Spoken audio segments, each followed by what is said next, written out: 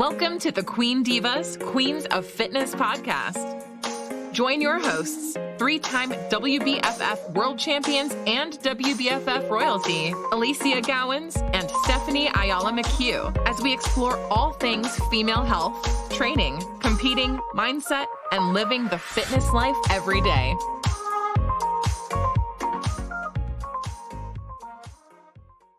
Welcome, everybody, back to the latest episode of the Queen Divas podcast. Hello, everyone.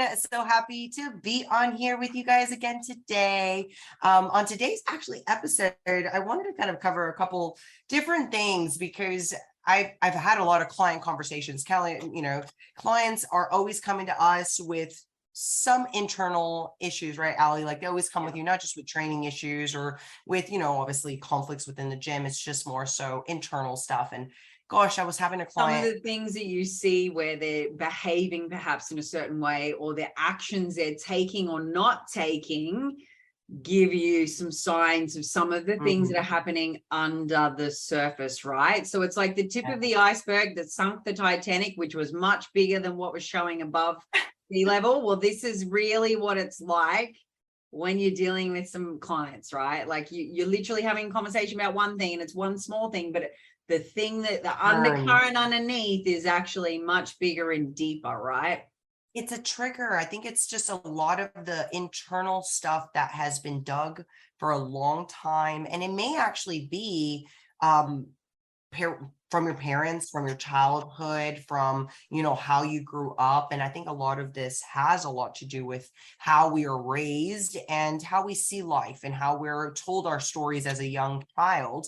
But this actual particular client was actually just really self-sabotaging a lot on our client call. So, our updates and, trying to catch up with the client and having this Zoom and Skype, I was really honing into some of these symptoms that I was like, wow, like she has really low self-esteem. And a lot of it had to do with blaming herself for a lot of the things that she was doing wrong. Like she was always coming back and blaming herself and feeling extremely guilty and having like this and I don't want to say it's just comparison because it wasn't a comparison thing. It was actually just not good enough type of trait. She felt that she was not good enough.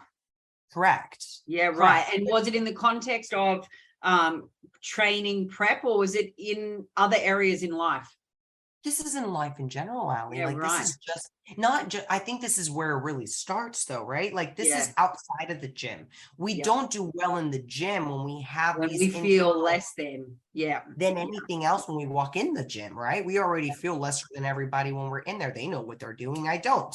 Or they look better than me and I don't look like that. So there's all these things that we tell ourselves that are actually what we believe. So it's the way you talk to yourself is the number one signal and red flag and sign that should be a flag for everyone that is listening.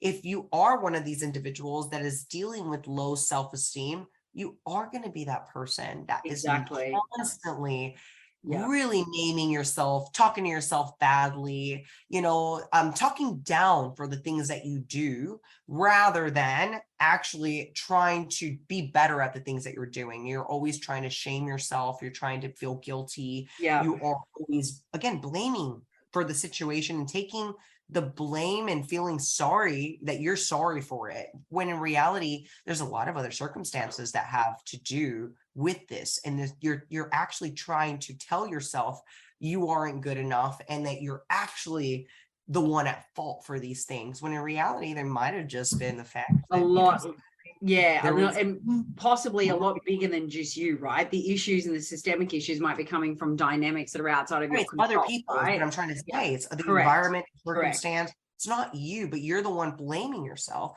So these are just a couple of red flags and a couple of things like just bringing up how I had that client call. I'm like, wow, self-esteem is what we really have to work on. It's not so much the gym. You go to the gym, you're able to make it to the gym, you're eating the meals, but even eating the meals doesn't make you feel good because guess what? Eating the meals wasn't the issue, right? Yeah, eating exactly. wasn't the problem. And this is where, look, we talk quite often about how the success in what we do when we're looking at a prep and as, athletes in any sport, it's when they have these really clearly defined habits and daily rituals, right? So they're things that they just religiously do despite situational context changing, or despite things going wrong or weather changing or whatever. They just will habitually do these things and they add up for success, right? And so, look, this is where it's fine to have those habits and rituals and to have that focus. But if the way you see yourself and your sense of worth is not where it should be, getting those habits and rituals in place will still be really difficult and sometimes impossible, because you will still have triggers and moments that derail you and make you self-destructive, right? Or they make you play small and sit in the shadows sometimes too. So what I will typically see is, for me personally, I think self-esteem is associated with something so much bigger, like it's much bigger even than how we think people think of ourselves. It's actually the way we feel about ourselves, and it's how we prioritize our own well-being is how we allow self-esteem to, take hold. So it's either something that we put time and energy into building up, or it's something that we allow to continue to rip us apart from the inside. And when you have low levels of self-esteem, that is when you are most likely to stay in something that is not serving you, to stay around people that don't value you, benefit you, or add value to your life. It's when you are less inclined to move, you do not prioritize health, and you will largely put yourself in little glass boxes and keep yourself away from anything that is risky, challenging, or potentially might make you visible. That's what I see. That's what I see with clients. That's how I see them turn up or fail to turn up for themselves. They turn up and play it small. They turn up and play it safe, or they don't turn up at all for fear of rejection, judgment, criticism, or abandonment. That's what I see in mine. Themselves, though, Ali. Everything you said is so true, and the non-belief of that they deserve what everyone else is doing. Like they feel like they don't deserve this life that they're trying to create, and they're actually doing the things. They're actually trying, but they don't feel internally to accept the things that come. So many of actually clients that I've seen have actually self-destructed enough where they're the ones pushing away the good, because they are so aware of not being good enough. So that awareness of not being good enough is actually what is self-destructing you from the good, because relationships are usually what self-destruct you. Okay, or destruct just your actual circle in general. It could be that one bad apple, that one negative person. We've said that multiple times, that can really bring you down, or just a healthy relationship that brings you up, that believes in you, and that actually nourishes love and gives you support. And that's one of the number one things that I find is a really big mover. And it's the one that, for me, if I don't have, and this again for my own personal self, if I don't have good, positive people, good relationships, positive relationships in my life, then I'm not going to feel my best. So this goes to anyone with low self-esteem, that if you don't have positive people in your circle or positive relationships, just in general, a positive relationship doesn't mean that you're in an actual partner relationship. Just means that you're maybe your friend, your mother, friends, your peers, sister, colleagues. All these are positive, not just using you or making you feel used. Making sure you have your friends that are actually supporting you, obviously your partner, your family. And this does mean positive relationships across the board, not just your partner and friends, colleagues, co-workers, everyone that's in your circle is going to play a role into the self-esteem. So if someone is pushing you to feel a certain way, they're probably a trigger. So if you feel lesser, then you probably don't need to be around that person. Exactly. So I was going to say, if someone's actually making you question your worth, you deserve, you bring to the table, then I should not be in your, compounding support system, because they are not supporting you. They're actually going to continue to derail you. And I think, one of the biggest things that I've seen over the years is that any of my clients that report or experience periods of anxiety or periods of depressive states, they're usually the people that have these underlying low levels of self-esteem. And largely when you do start peeling back some of the layers as to some of the things going on around them, some of the things that set them off, it is linked to, you know, either past beliefs and situations with family, or it is linked to their immediate surroundings, their immediate circle, the people that they're surrounding themselves with. And I can't stress it enough. And I know we've done podcasts previously about this, and this can even be linked directly to the social detox one as well. Get rid of the things that don't add to your life. Get rid of the things that don't create value for you in and of yourself and those around you. You know what I mean? Like you live once. You're not here long enough to be wasting time on the things that bring you down or don't let you level up like you should.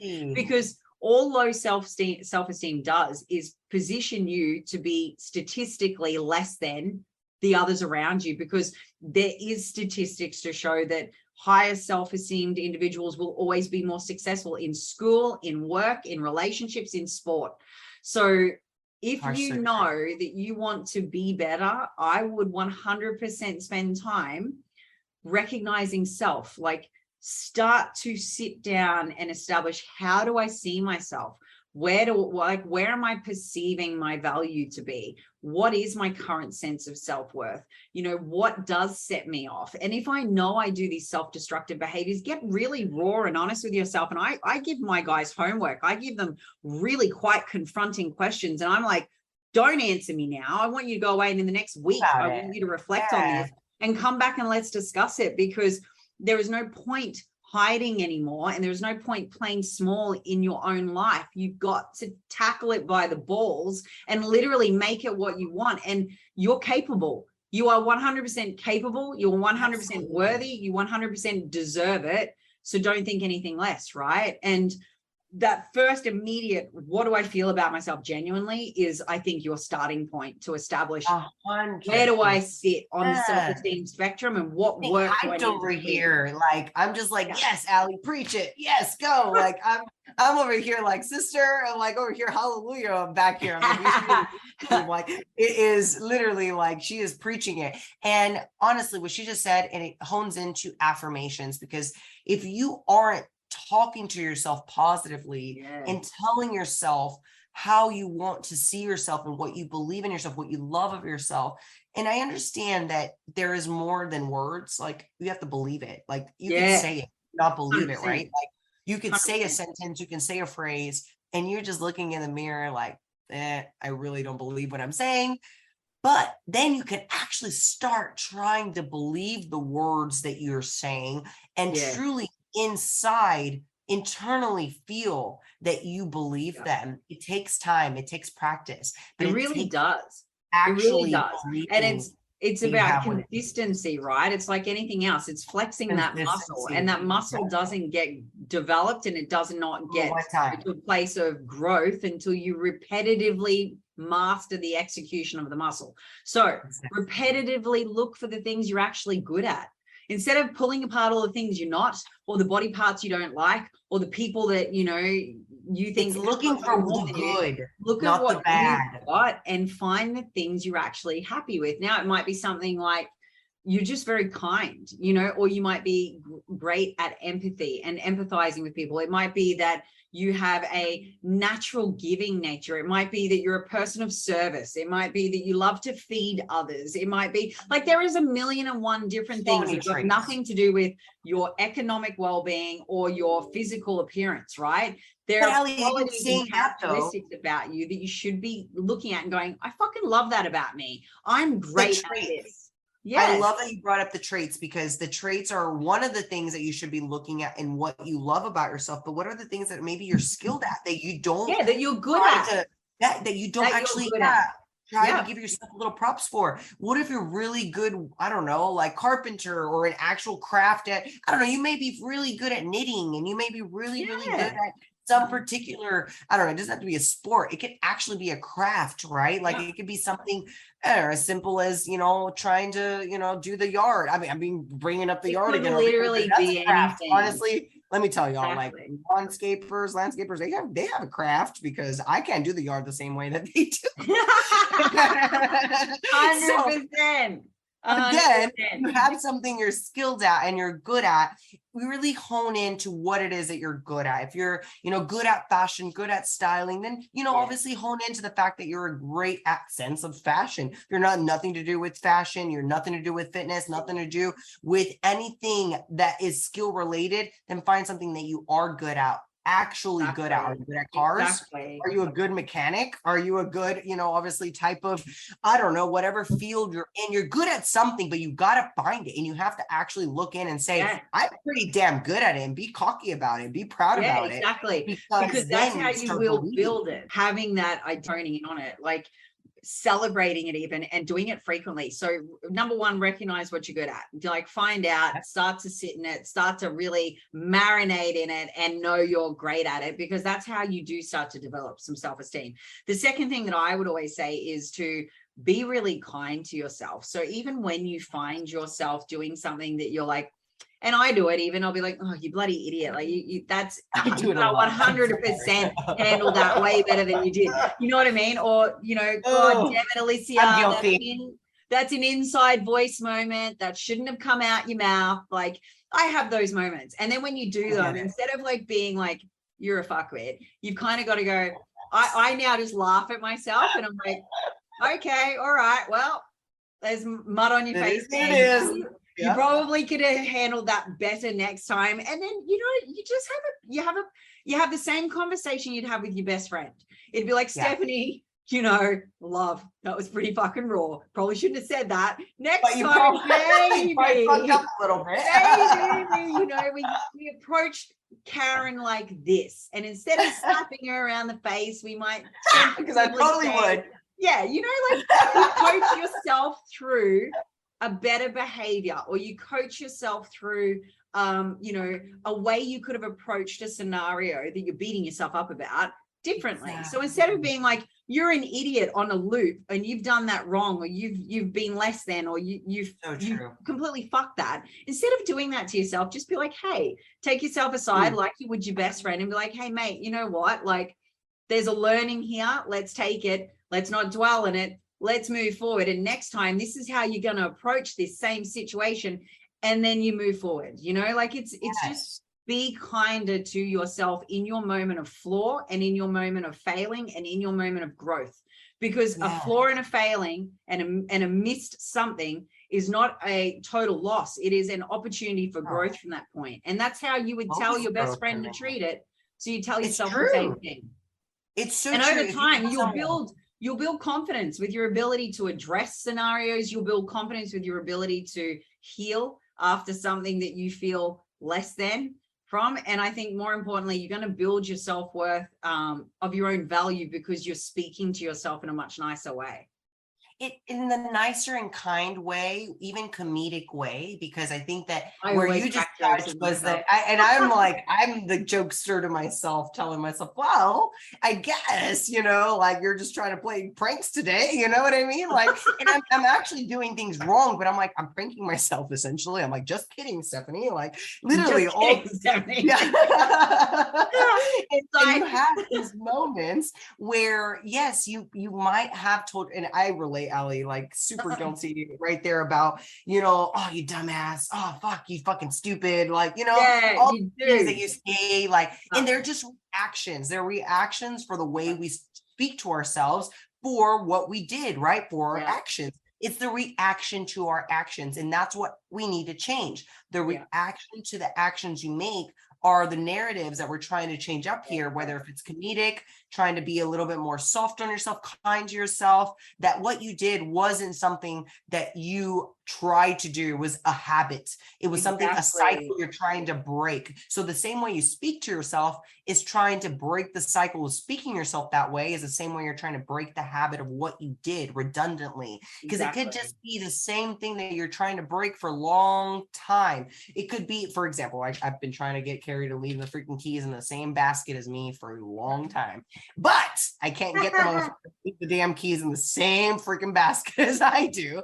Am I going to really, really get upset with him? No, I'm actually going to stop telling him the way I used to get upset with myself and saying like, am I one delivering it wrong? Is it me? Am I the problem? No, it's his fucking problem. He's not fucking remembering to leave the damn keys in the damn basket. So am I going to start getting mad about this?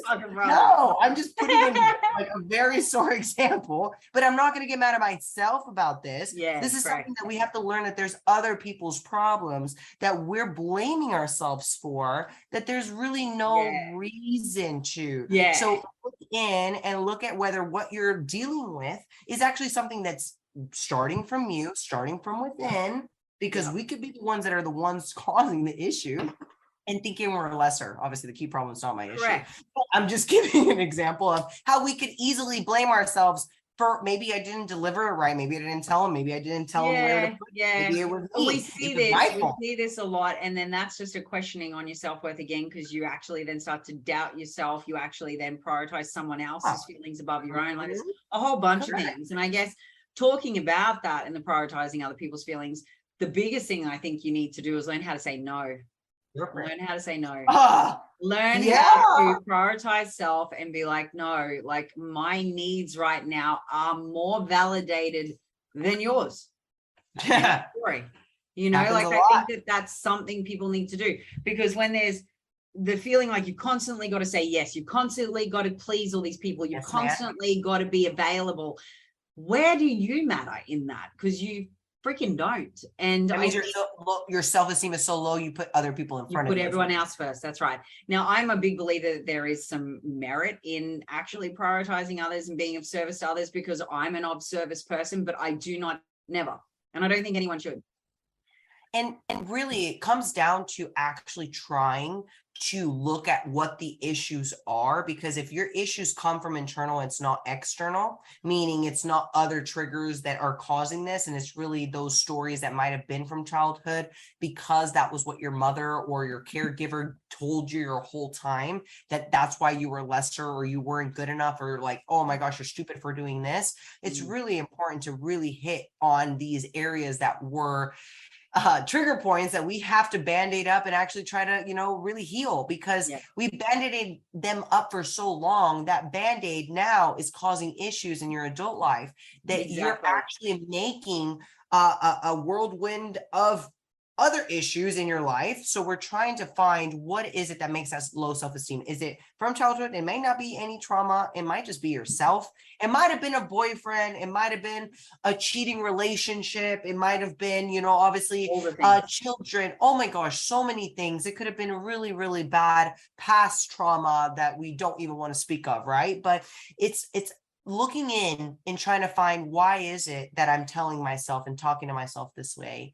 What is it that's causing, or environments or people, relationships that are making me feel a certain way or lesser? And am I actually enabling it? Because I feel that a lot of low self-esteem individuals enable situations to stay in these toxic relationships or toxic environments. So it's about saying, like you said, no. It's about saying no, saying I'm out, I'm done blaming myself. I'm done giving others more credit, and I'm done making myself feel lesser. Yeah. And I think too, when we talk about initially, obviously, identification, then boundary setting, and starting to look at prioritizing self, I think, when we look at self-esteem being this muscle that we need to flex as well, it really is about starting to work it and use it. So, it is about setting yourself small challenges that you're going to be able to actually achieve with a bit of a stretch and a little bit of work that builds your confidence over time. Because that's how confidence and self-esteem is built. It's by mastering something over time. It's not about getting it perfect. It's not about being perfect. It's actually just about making progress. So I think, identifying something and small little baby things that you can start setting as challenges and goals to pursue, I think will also significantly help improve self-esteem. And when it's looking at health and fitness, it's going to be about making small easy to bite off chunks of challenges first and then move to the bigger things, right? So, just ticking small boxes every day, setting 2 or 3 things for yourself that you're going to be able to achieve and then getting through them. I think validating your progress and making sure that you're not pulling apart what you think you haven't achieved yet, but instead celebrating what you have achieved. Going a win is a win is a win, regardless of whether or not it's by 10% or by 2%, it's a win. Celebrate the win, right? Setting realistic expectations, but not low level expectations because you think you're not worth the higher standard. I think that's another important part, because I think, again, I'm going to keep coming back to the place that I see most people play life real small. True. No real challenge, no real stretch, no real strive, no real risk, for fear of all of the things that they think that they're incapable of, right? So I think that's a really valid point to make as well. And, I think where you touched was the actual, belief and how the playing small comes into play here. Low self-esteem individuals will never dare to jump in the pool with those that actually are outgoing or believe in themselves. So really, you're setting yourself back, and you might actually be more powerful and more skilled than those that have a little bit more self-esteem, that don't have the skill and actually maybe don't have the ability to do some of the things, but guess what? They had the courage. And low self-esteem individuals don't have courage. They're so scared at taking a leap and so scared at really doing the next step, starting a prep. Let's just put that as an example, right? Like I'm not starting the prep. I'm too scared. I'm not ready. Even just going to the gym, stepping foot into the gym. Yeah. I mean, I know I want to do it, but I don't have what it takes to do it. I'm scared. I'm just like on the fence.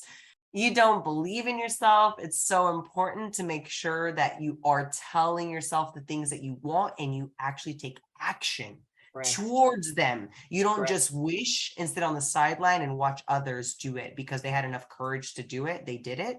No, you have to believe in yourself, take the courage, take the next step, and actually take the leap of faith, because guess what? That leap of faith is really that belief in yourself, that next commitment. And if you really take the word commitment, because that's where I immediately go to when I think of belief, believing in myself is committing to myself.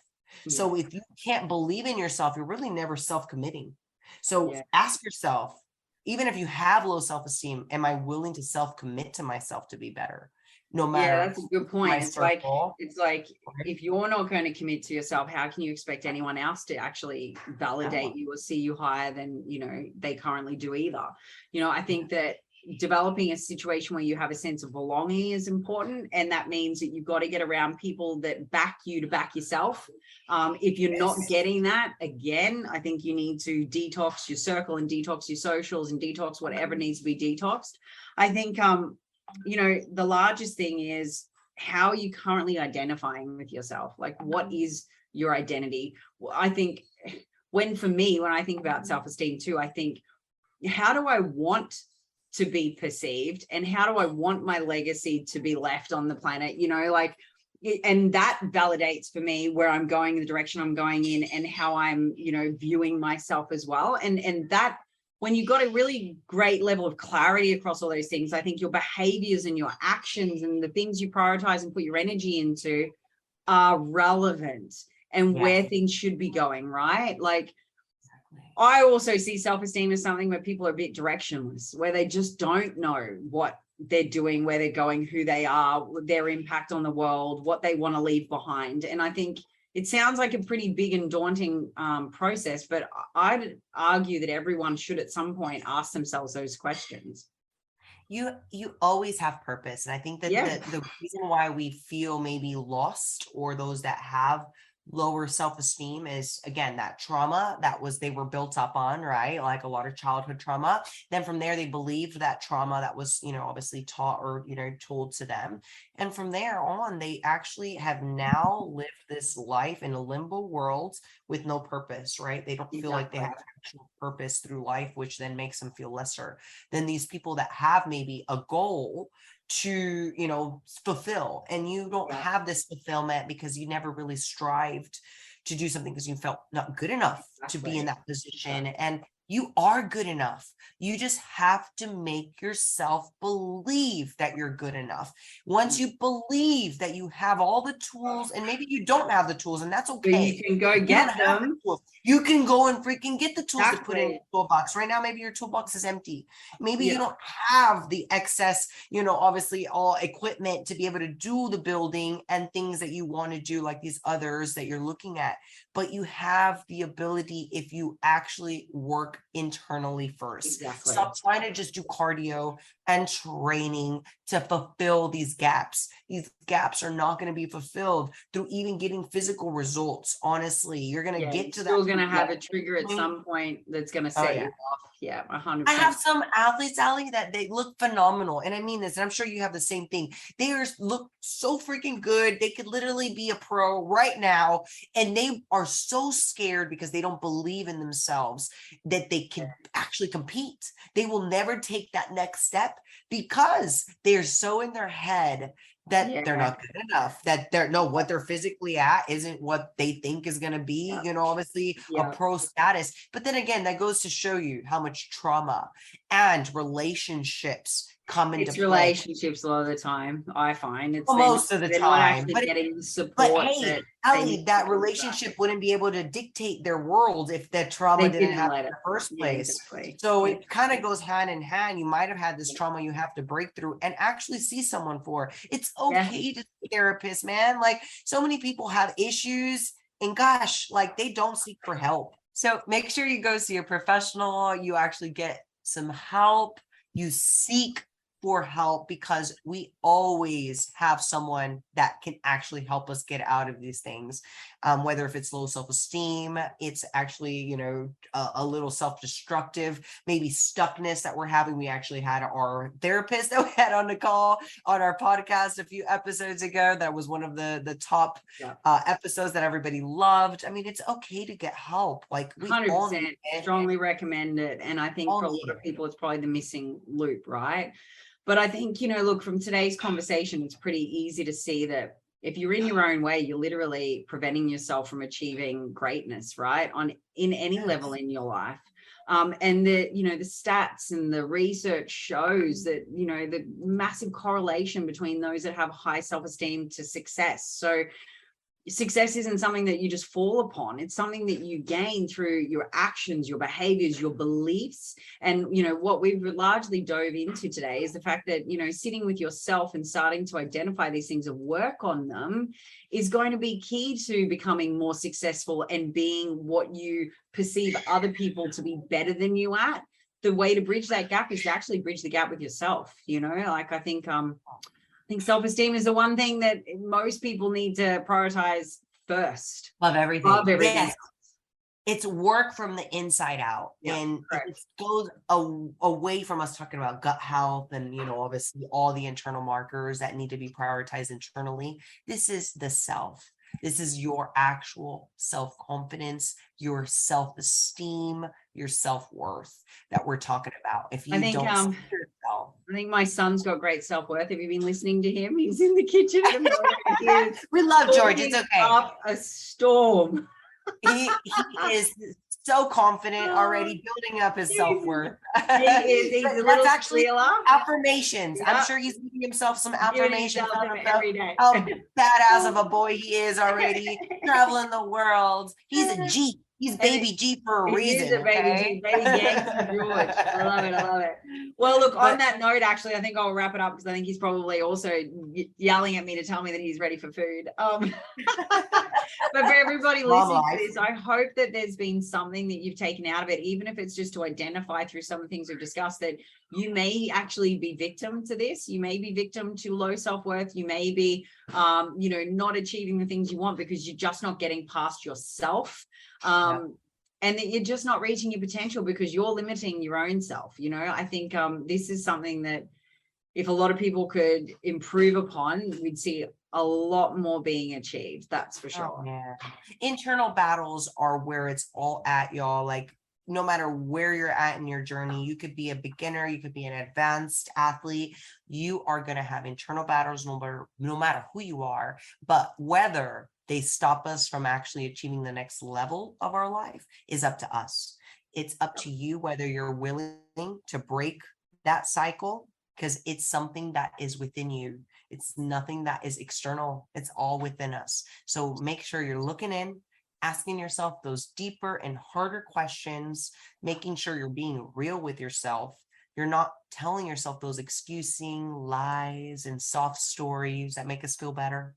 You actually dig in and ask yourself, why is it that you're staying where you are? And why is it that you feel the way you do?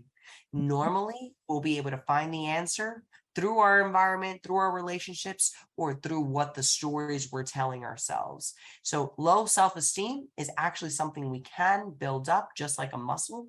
Self-esteem is a muscle, like Ali has been saying. You build it up through consistency, you build it up through training it day to day. And as you consistently build it, you will get stronger and it will become something that is, you don't think about it. You can do it with your eyes closed, the same way we can actually train with our eyes closed, and we know mind to muscle connection. But for a newbie, mind to muscle connection is like, what? Say what? Like, you don't even know what the hell that means. Everything hurts, everything burns. So right now, while the burning cycle of building up your self-esteem is burning and you're a newbie at it, worth it in the long run, right? Yes, you want to continue the burn, continue the fight, and then continue getting better so you become advanced, become more seasoned at learning how to build the self-esteem. And let me tell you, that only continues getting better throughout your livelihood, throughout your whole life. It doesn't have a cap. It doesn't have a limit.